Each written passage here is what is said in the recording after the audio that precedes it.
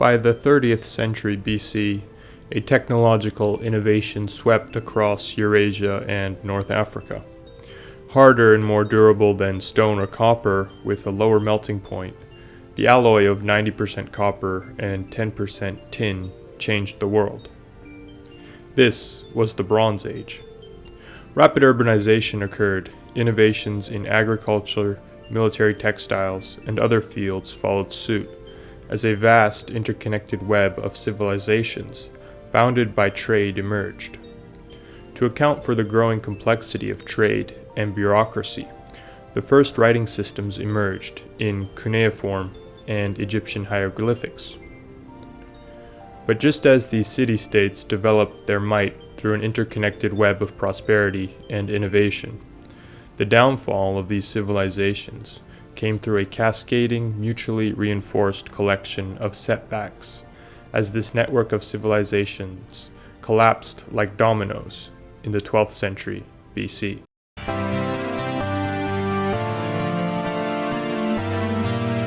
The foundations of the Near East were always shaky. Tectonic plates and fault lines plague the region with seismic activity. Evidence of earthquake damage can be seen in the Trojan, Minoan, Mycenaean, and Hittite civilizations, although scholarly debate has continued as to the severity of seismic activity in the demise of Bronze Age civilizations. Yet the occurrence of earthquakes would have eroded the Bronze Age structures that were ill-prepared. Some scholars argue that earthquake storms may have ushered the demise of the Bronze Age during the end of the 13th century BC and the beginning of the 12th century BC. These storms result in a series of earthquakes over an extended time, which can last years or even centuries. By this time period, agriculture had spread effectively throughout the Near East and the Mediterranean, creating vibrant agricultures and economies. However, the climate in the 12th century BC may have turned on the region. Brendan Drake of the University of New Mexico notes that there was a sharp increase in temperatures in the northern hemisphere, followed by a sudden decrease, resulting in cooler, more arid conditions throughout the Mediterranean. Ancient tree rings in Turkey further support evidence of a severe drought, as do analyses of riverbed deposits from northern Syria. Furthermore, letters written by the Hittite king, dated to approximately 12th century BC, implore the Egyptian kingdom for grain, the Hittites being the predominant civilization that resided in modern-day Turkey.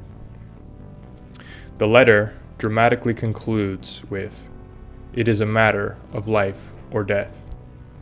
Egyptian and Hittite texts also reveal grain shortages within their respective kingdoms during this period. These shortages were aggravated and demonstrated by occurrences of mass migration within the region. As people moved to nearby regions to escape famine, the same blight and stress was transferred to surrounding states.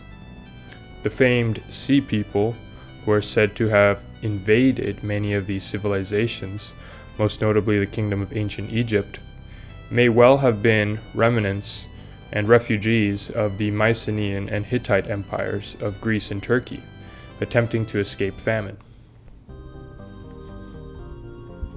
As the Mediterranean became more interconnected, civilizations branched out to further reaches of the world.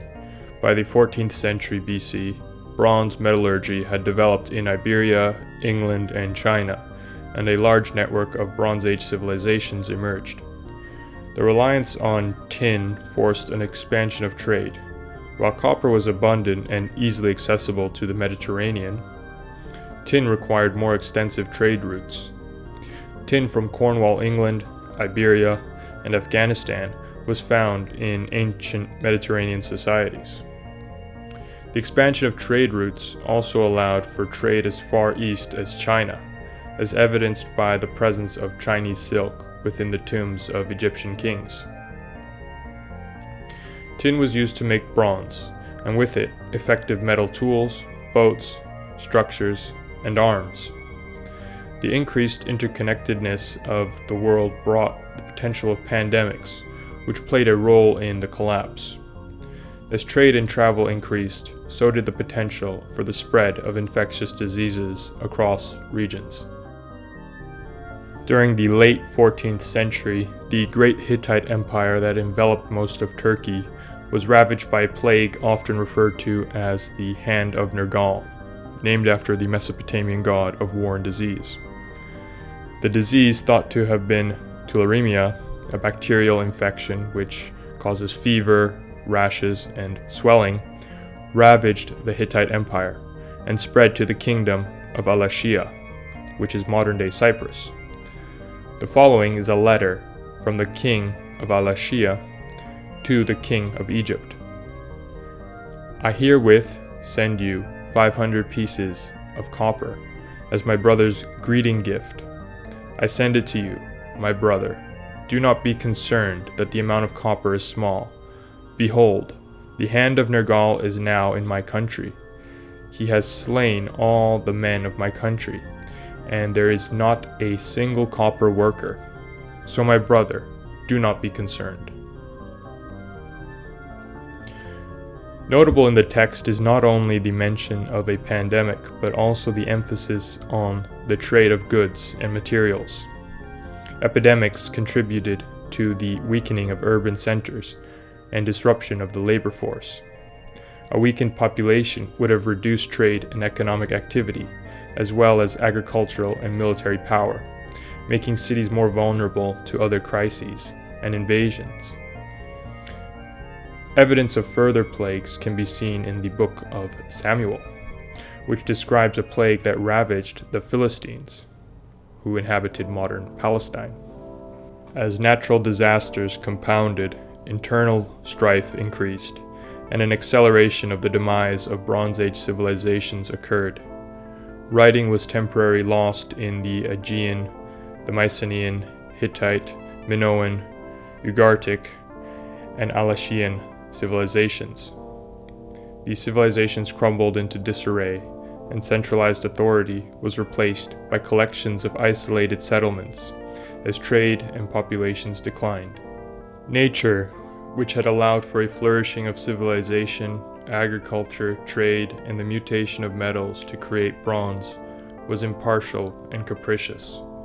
The supremacy of tin, the increasing mass displacements of populations, and the fragile trade routes which supported civilizational growth, shocked and rocked by pandemics and natural disasters, all bear a resemblance to our current epoch. It would only be in the 9th century BC, nearly 400 years after the Bronze Age collapse, that the Greek alphabet would emerge, and as the slow coalescence of city-states emerged, that would eventually become classical Greece. The Homeric epics would recount a great age of heroes, hearkening back to the last embers of the Bronze Age.